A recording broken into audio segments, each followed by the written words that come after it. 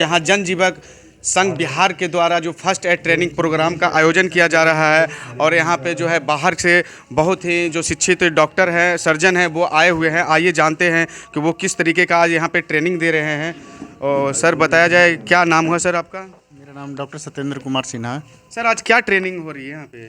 Training हो रही है जो लोकल क्षेत्र में, जैसे जो पेरीफेरी पे है प्रैक्टिस करते हैं और जो जनरल प्राइमरी ट्रीटमेंट करते हैं उनको थोड़ा सा दिया जा रहा है, प्रशिक्षण दिया जा रहा है कि आखिर जो पहले जो कोई भी अगर गांव में अगर पेशेंट अगर बीमार पड़ता हो तो कैसे मतलब प्राइमरी ट्रीटमेंट मतलब प्राइमरी देख के अब पता कर सकते हैं कि इसको ज़रूरत है मतलब किसी हॉस्पिटल की या फिर नहीं।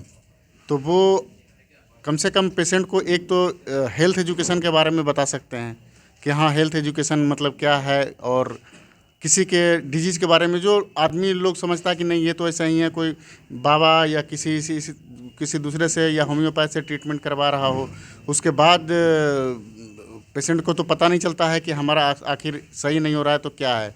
तो एक दोनों के बीच में कनेक्टिविटी के लिए रूरल में एक हाँ है कि थोड़े बहुत जिनको मतलब थोड़ा जानकारी है हम लोग के द्वारा प्रशिक्षण दिए हुए, या फिर कम से कम उनको नॉलेज इस बात का हो कि नहीं, कम से कम पेशेंट को बता सकें कि इनको जो है अब आप चलिए वहाँ पे कहीं ये सरकारी अस्पताल में या कहीं भी आप जाके ट्रीटमेंट करवाइए, इससे ठीक नहीं हो सकता है। तो ये मेनली है अबाउट द हेल्थ एजुकेशन, उसी के बारे में प्रशिक्षण के बारे में ये।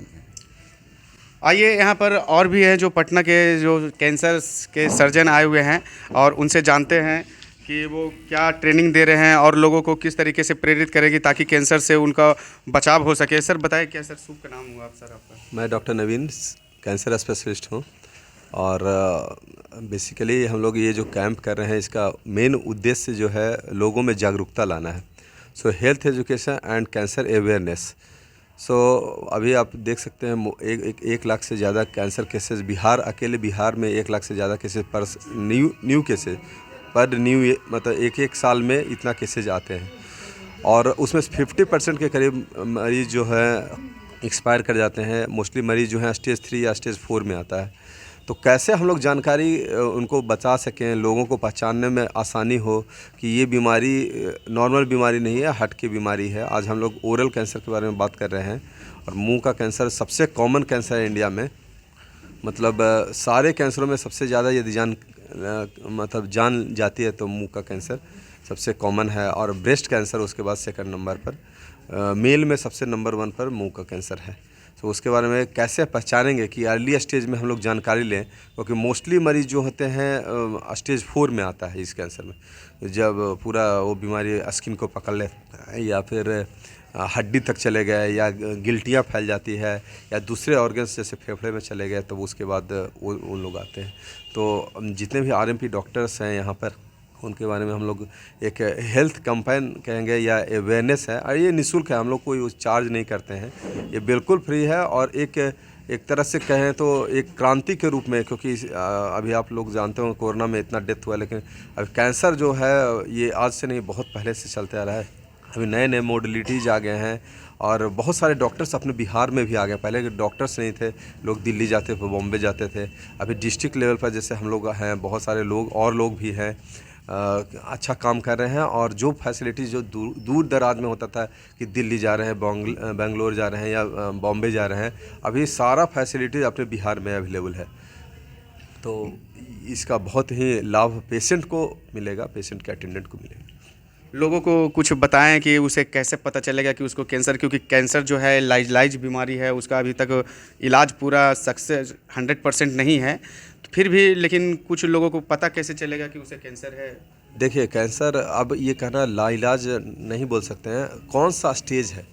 मान लिया स्टेज 1 में है, 2 में है तो अच्छा रिस्पांस है और पेशेंट ठीक होते हैं। हमारा तो 12 साल से 10 साल से मरीज़ ठीक होके, जब मैं TMS बॉम्बे में था उस समय से मरीज आ रहे हैं।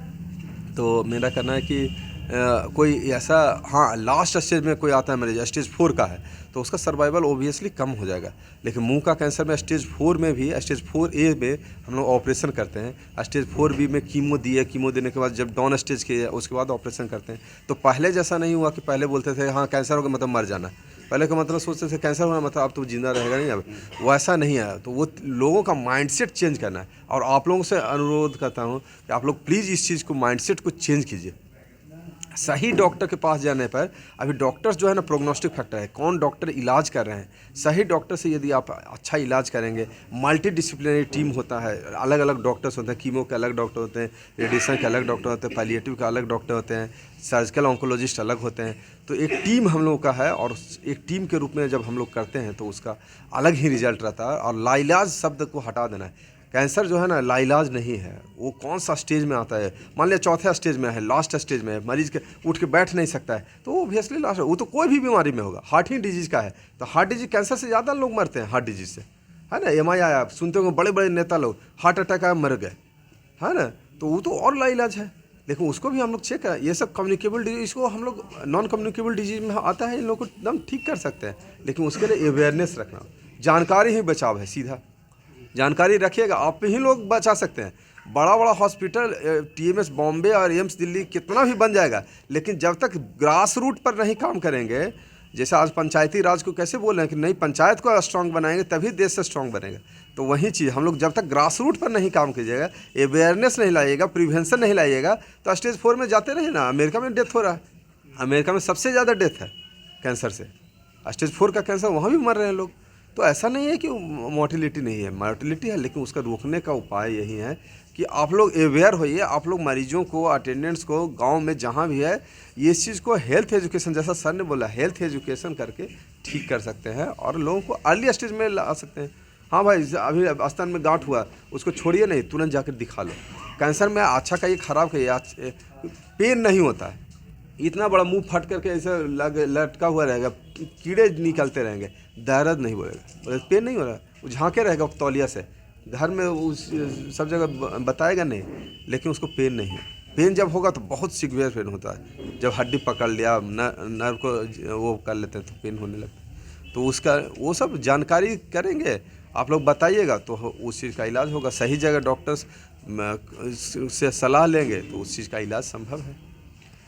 डॉक्टर साहब जैसे बता रहे थे कि जो है लास्ट स्टेज में जाने के बाद जो है वो किसी भी बीमारी का जो लास्ट स्टेज होता है वो घातक होता है, और जब अगर अवेयरनेस रहे और वो शुरू में ही उसका इलाज कर दिया जाए तो वो कैंसर जैसे जो खतरनाक बीमारी है उसका भी इलाज किया जा सकता है।